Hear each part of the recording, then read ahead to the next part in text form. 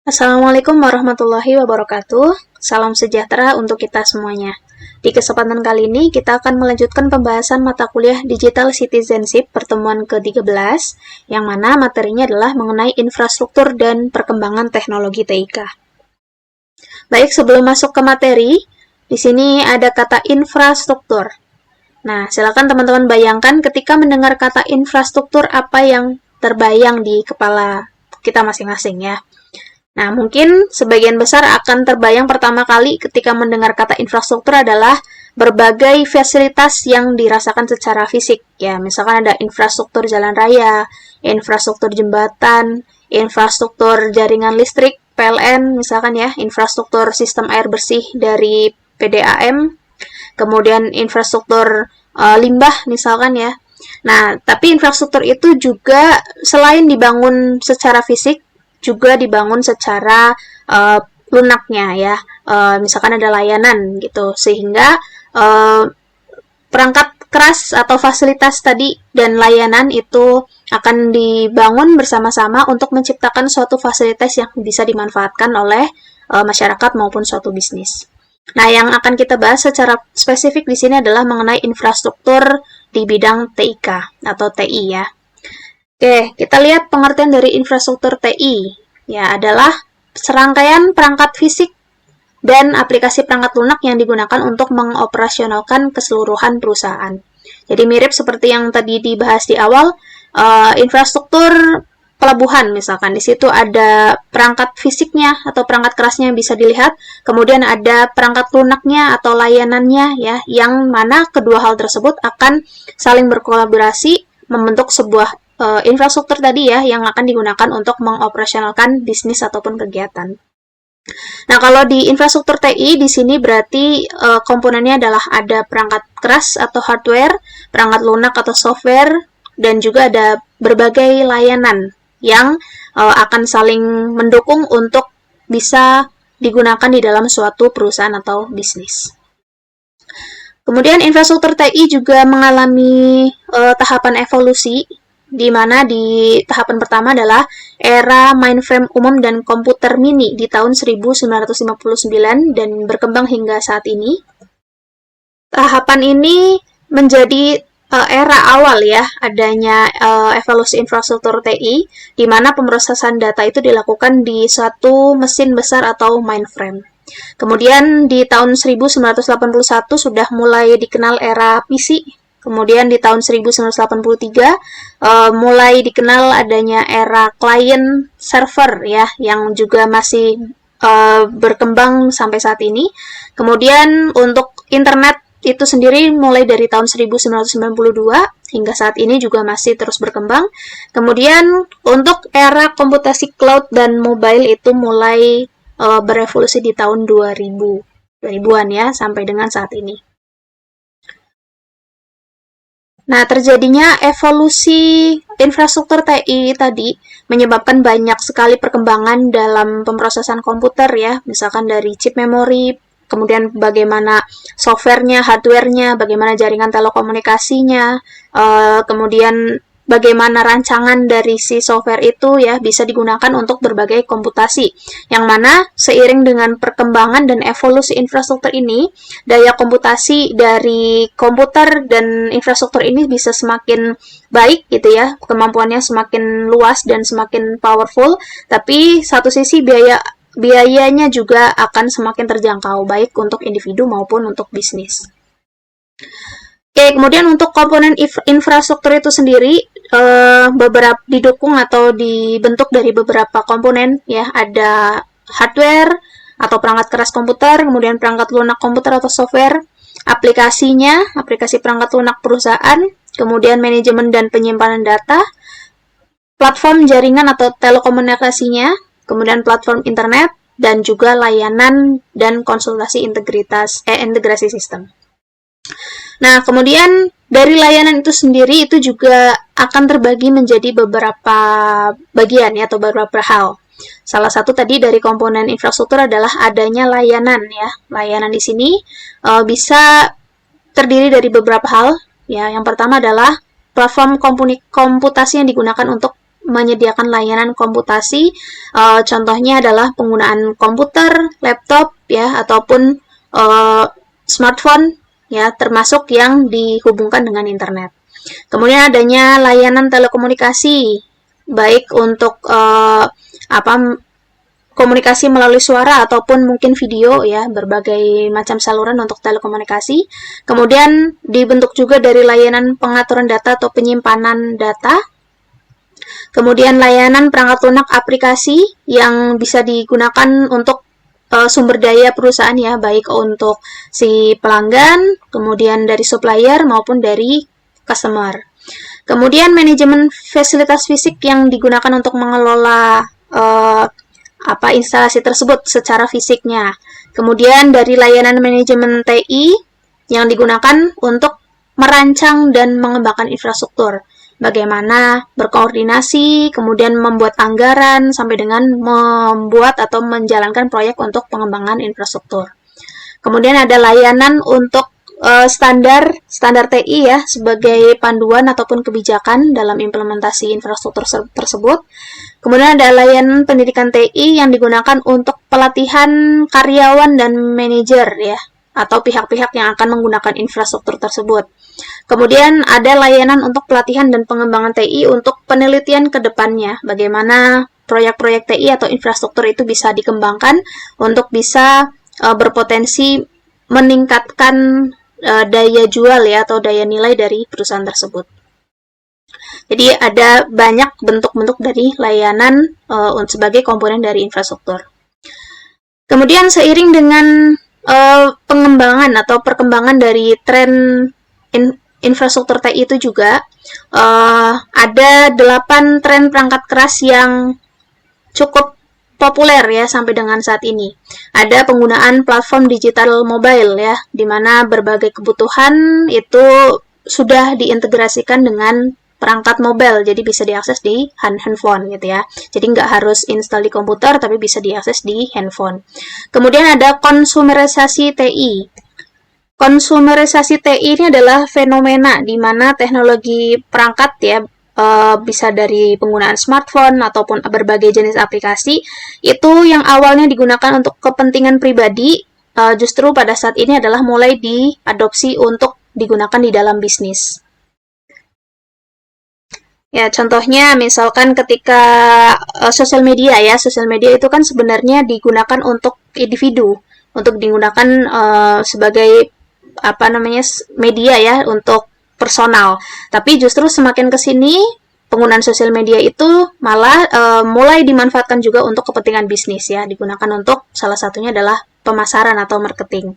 Kemudian penggunaan Google Docs yang awalnya mungkin untuk diciptakan untuk kepentingan pribadi juga mulai dimanfaatkan untuk bisnis, ya. Itu adalah contoh dari konsumerisasi TI.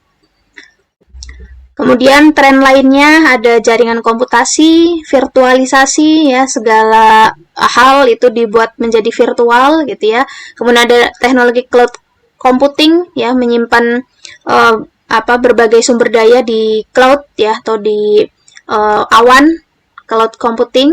Kemudian ada green computing, pemanfaatan teknologi komputer tapi secara hemat energi, ya. Kemudian prosesor hemat energi dengan kinerja prima dan komputasi otonom. Itu adalah beberapa tren perangkat keras yang cukup populer saat ini sehubungan dengan perkembangan dari infrastruktur TI. Nah, di dalam mengimplementasikan infrastruktur TI, yaitu juga memunculkan berbagai tantangan bagi perusahaan yang akan mengimplementasikannya. Isu manajemen ini terdiri setidaknya ada 3, ya, perubahan platform dan infrastruktural, kemudian manajemen dan tata kelola, kemudian yang ketiga adalah melakukan investasi yang bijaksana. Isu manajemen yang pertama adalah menangani perubahan infrastruktur. Ini berkaitan dengan nasib perusahaan ke depannya, tidak ada yang tahu, ya. Harapannya perusahaan bisa semakin berkembang, tapi ada kalanya ketika perusahaan tersebut ternyata justru sebaliknya menjadi menyusut. Nah, isu di sini akan terjadi ketika perusahaan menyusut, kemudian infrastrukturnya sudah terlanjur dibeli, akhirnya perusahaan akan terperangkap dengan kelebihan infrastruktur yang sebelumnya sudah dibeli. Ya, bisa mengakibatkan ketidakidealan dari berjalannya perusahaan menjadi tidak fleksibel. Kemudian isu yang kedua adalah manajemen tata kelola, yang mana perusahaan itu harus memikirkan bagaimana infrastruktur bisa dikelola dan dikendalikan dengan baik. Nah, solusinya adalah untuk setiap divisi ataupun departemen itu harus memiliki tanggung jawab dan tugas dari masing-masing supaya bisa mengelola infrastruktur dari masing-masing divisi dan departemennya dengan baik ya, supaya tidak terjadi kelebihan ataupun infrastruktur yang tidak terpakai. Kemudian yang ketiga adalah melakukan investasi infrastruktur secara bijak. Ini berkaitan dengan alokasi investasi perusahaan untuk membangun suatu infrastruktur tertentu. Jangan sampai investasi infrastruktur terlalu banyak yang akhirnya infrastruktur yang dibangun itu juga mubazir atau tidak terpakai, yang justru malah bisa menghambat keuangan ya karena terlalu banyak menginvestasikan dana di situ, atau juga jangan terlalu sedikit investasinya yang bisa menyebabkan layanan yang penting itu justru tidak terbangun dengan baik infrastrukturnya atau kalah dari pesaing ya dengan pesaing yang infrastrukturnya sudah lebih baik atau lebih maju. Baik, setelah tadi kita membahas apa itu infrastruktur TI, kemudian ada komponen-komponen pendukungnya ya, atau komponen-komponen penyusunnya, termasuk ada beberapa atau berbagai layanan yang menyusun. Nah, sekarang kenapa infrastruktur TI itu penting? Ya, di sini dicontohkan adalah pada kasus perbankan. Misalkan Bank A ya, sering mengalami error mesin ATM-nya atau tidak stabil ya, sering ada perbaikan di e-bankingnya, sering maintenance, sering down ya, dibandingkan dengan Bank B yang mana mereka sudah lebih stabil infrastrukturnya baik dari ATM maupun e-bankingnya. Nah, kalau kita bandingkan Bank A dan Bank B tadi, kalau kita sebagai pengguna atau sebagai masyarakat atau customer pastinya akan memilih bank yang infrastrukturnya lebih stabil atau lebih baik, yaitu Bank B, di mana ATM-nya jarang mati atau jarang rusak, kemudian e-bankingnya juga jarang maintenance gitu ya. Nah, hal inilah yang menjadi kenapa infrastruktur TI yang ideal atau stabil itu sangat penting di dalam suatu bisnis. Itu hanya salah satu contoh saja dari bank ya. Nah, kemudian masuknya TI ini juga menjadi suatu wilayah strategis dalam perusahaan yang menjadi key enabler dari perusahaan tersebut. Key enabler ini adalah kunci terhadap suatu peluang bisnis yang baru. Contohnya kalau yang disebutkan di sini adalah ketika suatu perusahaan ingin mengakuisisi atau merger dengan perusahaan pesaingnya, maka akan dilihat salah satunya dari sistem TI-nya. Apakah sistem TI-nya itu bisa diselaraskan antara perusahaan besar tersebut dengan perusahaan yang akan di-merger, atau justru sistemnya itu sulit untuk diselaraskan. Nah, disinilah infrastruktur TI yang fleksibel itu sangat penting untuk salah satunya adalah menjadi peluang ketika perusahaan akan semakin besar, maka infrastruktur yang fleksibel itu akan memudahkan dan menjadi kunci untuk pengembangan suatu bisnis. Nah, ada beberapa motivasi juga kenapa infrastruktur TI itu harus ideal. Salah satunya tadi fleksibel ya. Motivasi yang pertama adalah key enabler sebagai realisasi dari strategi bisnis. Ya, strategi bisnisnya ini bisa dinamis atau berubah sewaktu-waktu, sehingga teknologi informasi yang diimplementasikan harus bisa beradaptasi terhadap perubahan strategi perusahaan. Key enabler di sini contohnya tadi ya, mengakuisisi ataupun merger dengan perusahaan lain yang bisa mengembangkan perusahaan tersebut, atau mungkin untuk pembukaan cabang baru, atau mungkin untuk restrukturisasi dari organisasi. Kemudian motivasi berikutnya adalah adaptiveness, ya, bagaimana perusahaan atau infrastruktur TI itu bisa diimplementasikan secara tepat dan cepat ya, mengikuti perubahan yang ada. Jadi bisa secara adaptif mengikuti perubahan. TI atau infrastruktur TI itu harus fleksibel, bisa mengakomodasi atau mengakomodir berbagai perubahan secara cepat dan efektif. Nah, contoh dari adaptiveness dari suatu infrastruktur TI ini bisa diukur dari beberapa hal. Yang pertama adalah time to market, ya, bagaimana infrastruktur TI itu bisa cepat mengimplementasikan layanan baru ataupun kebutuhan dari pasar. Kemudian yang kedua adalah scalability, bisa mengakomodasi peningkatan penggunaan atau beban, ya, bisa mengakomodir kebutuhan yang semakin besar. Kemudian extensibility, bisa menambah komponen baru yang dibutuhkan dari perusahaan.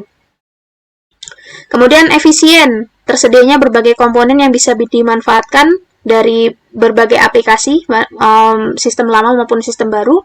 Kemudian efektif, yaitu penggunaan komponen-komponen yang bisa dipadukan atau interoperable, kemudian bisa diintegrasikan. Kemudian fleksibel atau agile, di mana komponen-komponennya bisa mudah dirombak, di-upgrade maupun diganti. Jadi itu ada beberapa pengukuran adaptiveness tadi ya. Intinya adalah bagaimana infrastruktur TI itu bisa adaptif atau mudah untuk mengikuti perkembangan dari kebutuhan perusahaan. Baik, mungkin itu tadi pembahasan mengenai infrastruktur dan perkembangan teknologi TIK, yang mana kesimpulannya adalah infrastruktur TIK itu adalah gabungan atau berbagai komponen yang membentuknya ya. Ada perangkat keras, perangkat lunak, kemudian ada layanan-layanan yang mana saling berkolaborasi untuk menciptakan suatu fasilitas yang bisa mendukung suatu bisnis atau organisasi. Yang mana di dalam membangun infrastruktur itu juga tadi ada isu-isu atau permasalahan-permasalahannya ya, ada tantangan-tantangannya. Jadi membangun infrastruktur TI memang pastinya membutuhkan waktu dan investasi biaya yang tidak sedikit. Nah, semoga pembahasan materi kali ini bisa bermanfaat, dan setelah ini teman-teman bisa mengerjakan latihan soal mengenai materi dari pertemuan 13. Atas perhatiannya, saya ucapkan terima kasih. Saya akhiri video hari ini. Wassalamualaikum warahmatullahi wabarakatuh.